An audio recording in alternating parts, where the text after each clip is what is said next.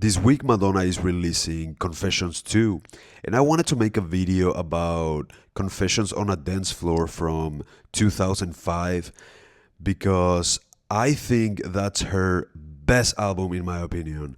And before we move on from that, I wanted to make a video about like an album analysis video because I know this new album it's probably gonna be amazing.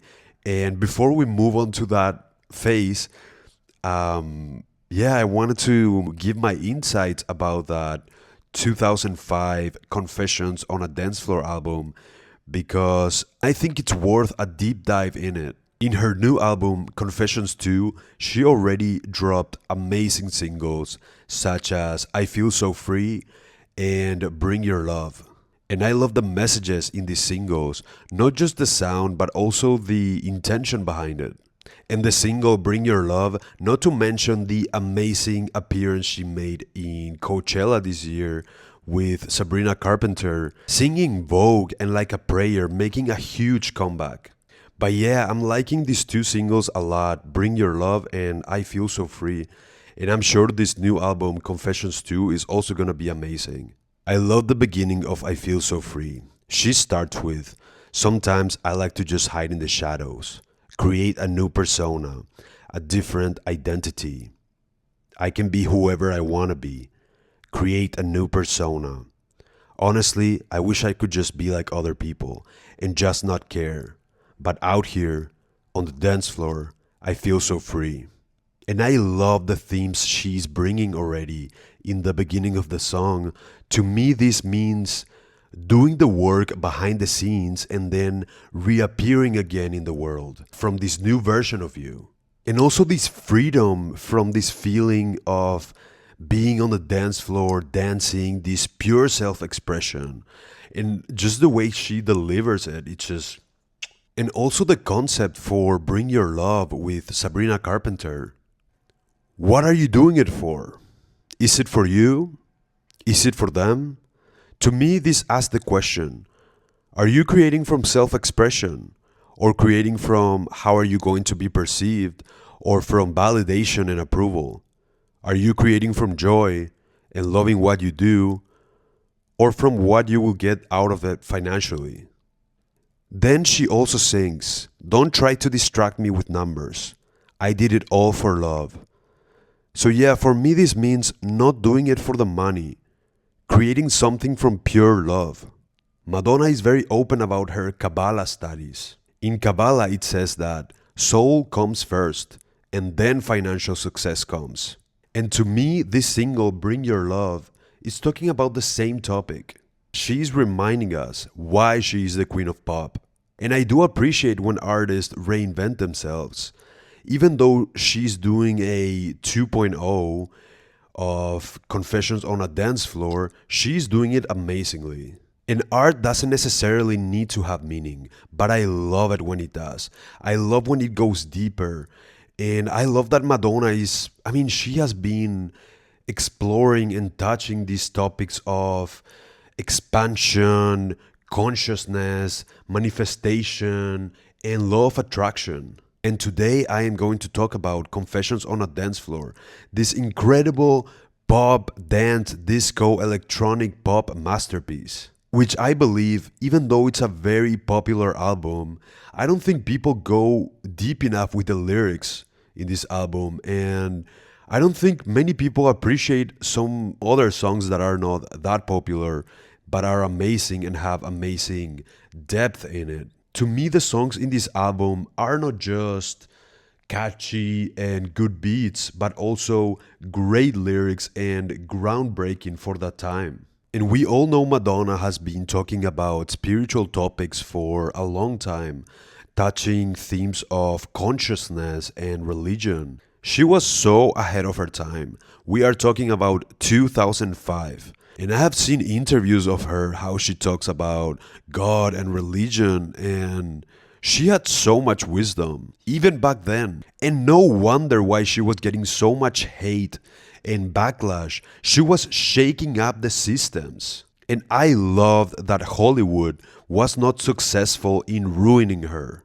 And now everyone talks about these topics, but we are talking about 20 years ago. And I have to admit, I kind of discovered Madonna very late in 2024, like 2 years ago. I mean, I didn't discover her, but honestly, I never really paid much attention to her. And it's funny because, like, it was right after my a big spiritual awakening that I had, and I just started feeling very connected to Madonna, and I started. I always knew she was good, and I always liked her songs, but I never really like listened to her. But yeah, I feel like she was more for like the older generations, more like older millennials. Maybe that's why, but still, like I started diving to her music and I really felt connected to her lyric and the depth and the topics she was exploring. And to me, she's a true rebel and a visionary. I also feel very connected to her and her music because I feel she's always been super misunderstood. And I feel like even though people really like her music, now people are starting to really understand the depth that she was bringing. But yeah, to me, she's such an inspiration. And I love that she owns her darkness. She's so integrated and she's living her truth. And for me, that's what she's doing. But, anyways, let's dive into some of the songs of this album. And by the way, I'm just gonna talk about four songs in this album, the four songs that for me have the most depth. But this is not to say that the other songs are not also amazing from this album. This entire album is just chef's kiss. And I am also not going to talk about every single lyric in the songs that I'm going to talk about. But okay, let's start. So on number 4, Let It Will Be. I don't know, to me this song, this is the feeling to me that she's revealing something very profound on a dance floor, while partying. I feel very related to this because I feel like many times whenever I was partying, I always started to have these more esoteric, existential thoughts, insights. And yeah, this song to me goes perfectly with the confessions on a dance floor aesthetic. Now I can tell you about success, about fame, about the rise and the fall of all the stars in the sky. Don't it make you smile that it will be? Just let it be. Won't you let it be? To me, she's talking that this life is impermanent. How you can get everything you want from detachment. Understanding that this is just temporary. To me, this is the rise and the fall of all the stars in the sky. Don't it make you smile that it will be? That you can get anything you want once you embody this mindset. Living life not controlling or by force, but by allowing, by being detached. Now I can tell you about the place I belong. You know it won't last long. And all those lights, they will turn down. Let it will be. Oh, let it be. Now I can tell you about the place I belong. To me, this is her telling us we are from the stars. We are not just humans. We are spiritual beings having a human experience. All those lights, they will turn down. Life is a play. Just surrender to it. Surrender to your destiny. Just let it be. Now I can see things for what they really are.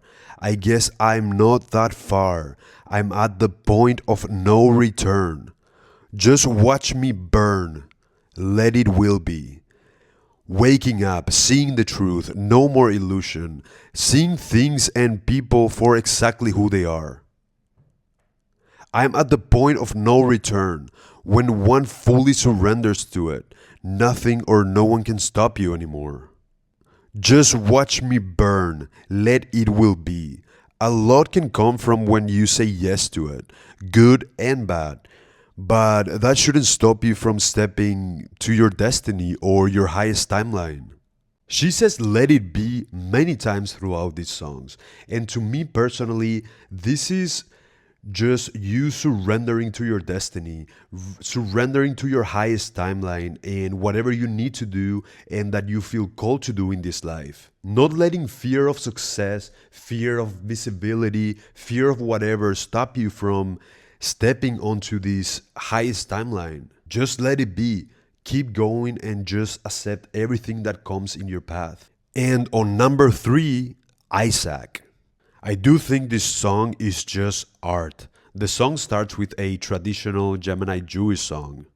On the Confessions tour, there's this woman that seems to be in a burqa inside a cage.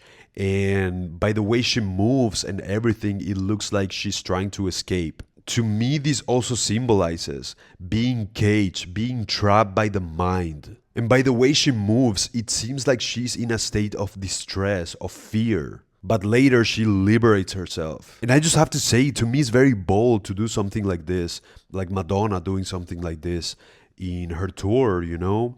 Especially at that time. Someone not being afraid of touching themes of religion and control. And not just for the sake of creating controversies, like people would say that at that time. She's doing this with intention, and I think it's super brave. And I love how Madonna always spoke up about how she really felt about religion, God, love, expressing her point of view.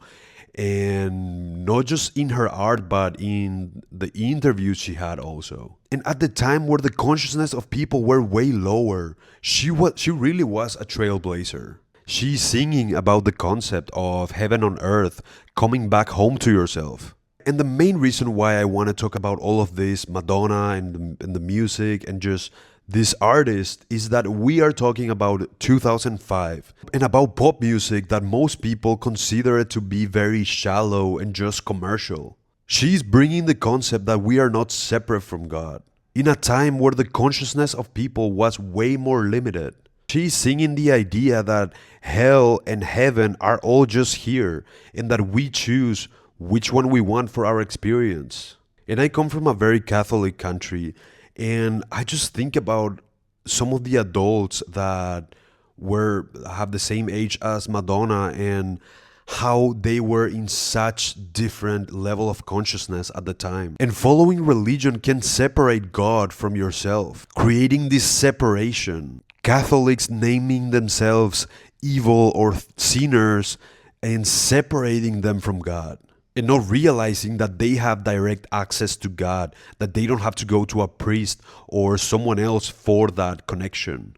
Not by going to church, not by going to the priest, not from nothing outside of you, but from going within. She goes, staring up into the heavens, in this hell that binds your hands. To me, this is the limitations from the mind that keeps you from being in the present moment. Will you sacrifice your comfort, make your way in a foreign land? To me, this talk very straightforwardly about the unknown, going outside what's familiar, going beyond the boundaries of what you have always known. Getting curious and wanting to know more and wanting to go beyond of what religion told you you should worship. Being curious and open about it. And then she says, wrestle with your darkness. And again, we are talking about a time where people would immediately label you as satanic if you mention the word darkness. Or mentioning even the idea that we both have light and dark within us. In a world where people project that they are all love and light and project they have no darkness and the darkness is only on other people. To me, not everyone talks about it, but she really pushed big boundaries here. And I truly don't believe the world was ready to hear that yet. Because even now, there are people who deny to have both light and darkness in them. I come from a conservative religious country, and this is more common than you might think. But anyway, let's keep going. Angels call your name. Can you hear what they are saying? Will you ever be the same? To me, this is when you are starting to see all the synchronicities that it is possible, but are you ready to take a chance on it? Are you ready for this transformation? Remember, remember, never forget.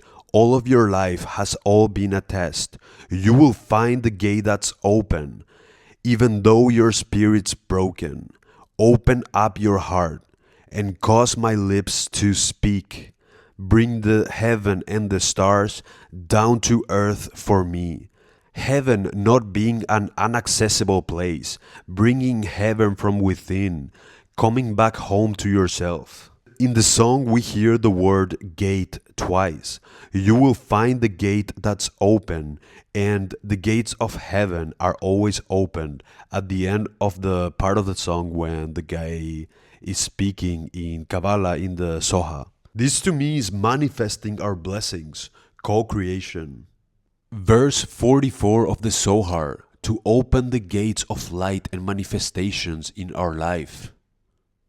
And on number 2, we have Get Together.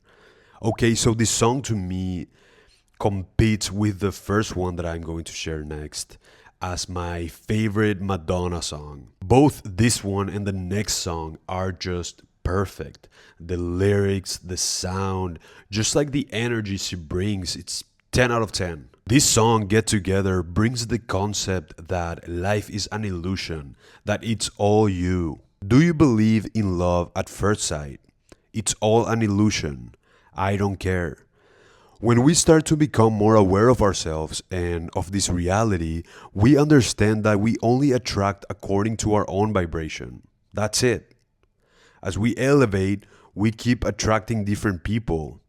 That the other person is just a mirror. And another reason why I love this song is that it brings this different perspective when it comes to a romantic partner. And again, she was so ahead of her time. Like to me, the opposite is to be attached to one person and think that that one person is the only love you will ever have and that you will never be able to experience anything besides that person. That no one else in the world can be that if it's not that person. I do believe there is something very romantic and exciting about the idea of this song. Attracting someone in your life that sees life the same way that you do, like nothing really matters. I am you, you are me, we are all one, but let's go all in. It's like, let's get together, you know? To me, it has that je ne sais quoi. I don't know, to me it's just beautiful, and I think she's talking about love from this sense of detachment because we tend to confuse love with attachment, and this is just like a beautiful way to look at romantic love, in my opinion. In these lines, Madonna sings, I search, I search, I search my whole life to find the secret, but all I did was open up my eyes. Baby, we can do it all right. I mean, I think it speaks for itself. I also really like the lines, do you believe I can make you feel better? Too much confusion, come on over here. There is something so comforting about this. Feeling safe, understood by someone in such a crazy world, so full of confusion that makes no sense the majority of the time. And with this, she asks a lot of questions many times through the song. But there is one question she only asks once. And I think it's just very appropriate with the concept. Do you believe that we can change the future? And I also love, if it's bitter at the start, then it's sweeter in the end. I absolutely love this ending line and completely agree. It's very optimistic message. You said in any situation, if you only had very chaotic experiences and relationships in the earlier phases of life, maybe toxic relationship might have been for you to know what's not love, for you to appreciate love later, or maybe about your childhood. If you had a harsh, tumultuous upbringing, things get better later. I don't know, I think it's just so true. Especially if we reprogram ourselves to believe this, we become wiser as we get old. And here are some honorable mentions in the album before we go to number 1. Sorry, a song about self respect and choosing better for yourself. How High, A song about questioning if the money and success can really fulfill you. Like it or not, a song about being polarizing, disliked, and misunderstood. Shining your light and keep being authentic despite all the hate from people. And obviously, Hang Up, a song about realizing that we only have one life, at least with this avatar. And our time for action is now, that no one is going to come and save you. And for number one, we have Jump. The main reason why I think the song Jump is genius is because I think this song Jump is actually about quantum jumping. And now we hear it everywhere. We go to YouTube, we see it on Instagram, everyone talks about it. Quantum jumping, it's just like a word that we see it way more today. But we are talking about 2005. Like to me, the entire album is just Madonna giving us tips, like a cheat code on how to play the game of life. I think I think it's genius. The song starts with, "There's only so much you can learn in one place. The more that I'll wait, the more time that I waste. There's only so much you can learn in one place. You will never quantum jump to the reality you want by being with the same state of being. Same decisions you always have made. You will only be stuck forever in the same place if you only keep doing what you have always done, with no changes." Joe Dispenza always says, "Your personality creates your personal reality, and your personality is made up of how you think, act, and feel." I haven't got much time to waste. It's time to make my way. I'm not afraid of what I'll face, but I'm afraid to stay. She can't stand one more minute in what's familiar. She's ready for what's next, no matter if it's scary or uncomfortable. Anything better than being stuck here. I'm going down my own road and I can make it alone. I'll work and I'll fight till I find a place of my own. Taking the road less traveled, being a trailblazer, not just following what everyone else is doing. Creating your reality, not just taking on someone else's idea of what that reality should be. Get ready to jump. Don't ever look back, oh baby. She's singing about not looking back to your past, to your old life, and instead focus on all that's in store for you. Life's gonna drop you down like the limbs of a tree. It sways and it swings and it bends until it makes you see. To me, this is attachment is the root of all suffering. How by detachment is how we get our dream life. Detachment from what's familiar, from the known, from the habitual. Detachment from the need of it. Detachment from the outcome. You learning how to move in this 3D reality, once you know it, you become unstoppable. She goes from it sways and it swings and it bends until it makes you see to until you make it your own, which I think it's significant and it's very empowering. And when she says, "I can make it alone," in a 2005 interview with Michael Parkinson, the video is called From Rejection to Stardom. And I can link the interview in the description below. But yeah, in this interview, she mentions how she wanted to make her own music without all these rich people just pulling the strings like a marionette. I can make it alone. To me, this means that you have the magic, that to not put your power to other people, to bring your power back to you because you are the magic, you have the power. And just to be clear, like whenever I say this, I don't mean that you are only alone and not needing anyone's help. And I like, for example, the term "I am a self-made successful person."